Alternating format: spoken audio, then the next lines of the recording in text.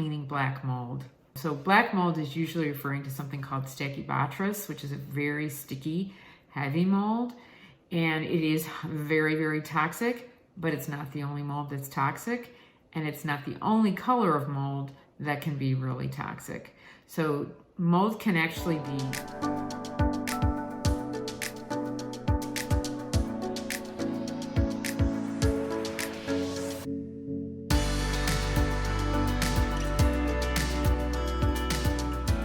Hello everyone, I'm Cheryl Ciecko, and today I'm going to talk about cleaning black mold. So this is something that people are searching for a lot on the internet, and so I want to address it. The first thing I want to say is that it's not the only color of mold that can be really toxic. So mold can actually be black, yes, it can be green, it can be white, it can be orange. And sometimes when we have mold, we also have bacteria, which can be all those colors too. It could be purple, yellow. So no matter what color you see, if it's something that's not supposed to be there, it has the potential to be highly toxic.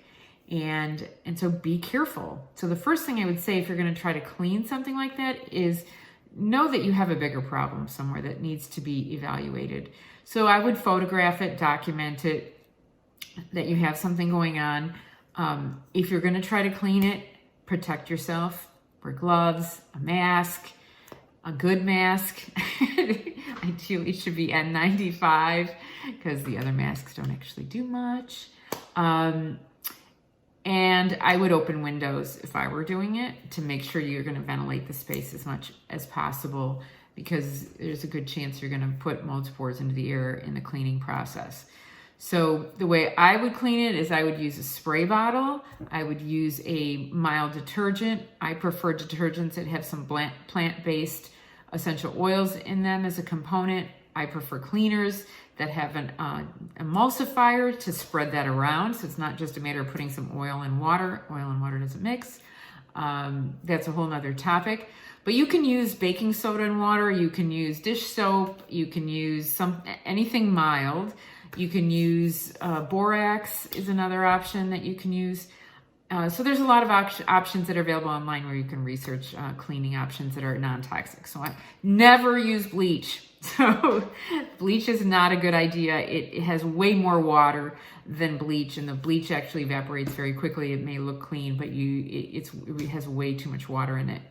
So you want to use as little water as possible. Use a spray bottle so you're not saturating, like don't take a sponge and just slap it on there full of water. Spray bottle, damp wipe, have a rinse bottle, a rinse bucket, so you're not putting a dirty rag or a dirty sponge back on the spot, and keep rotating that.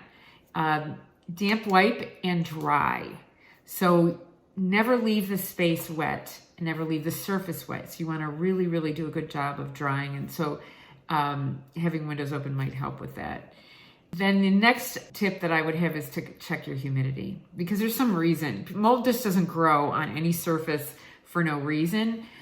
Humidity alone can be a cause, but there could also be a leak. So then if you've seen that you have mold, there's really no reason to test it. And the reason why I say that is because there's more mold species than we've even identified, or that any scientists have identified. So I've seen upwards of 75,000 mold species mentioned. One science document I read said there were maybe over 5 million mold species. So most of the tests that we do maybe test for 5. Or if they're really good tests, they might be testing for 30. If there's 75,000 mold species, 30 is just a small tip of the iceberg. And there's a chance that if there might be something there that hasn't been identified yet. So if you see mold, every EPA, there's no agency that I've seen that doesn't say, if you see mold, it looks like mold, it probably is mold, treat it like mold. And there is no safe mold in a building. Doesn't exist. Mold should not be in our buildings. And if it is, there's a bigger problem, and there might be something that you can't see. That you might see something on the surface that looks very minor, but behind that, just like in an iceberg, you see the iceberg at the top of the ocean, but below is a giant block of ice that has taken down ships. Well, you might see a little mold on a wall, but behind there or somewhere else nearby, it may be a lot worse. So do take precautions, and it may be a case if people are sick that this is something that is better to hire someone to tackle. So that's my tip for today. And on how to clean black mold, follow me at avoidingmold.com. I'm Cheryl Ciecko, licensed architect specializing in water damage, mold, and healthy buildings. And I look forward to seeing you in the next video.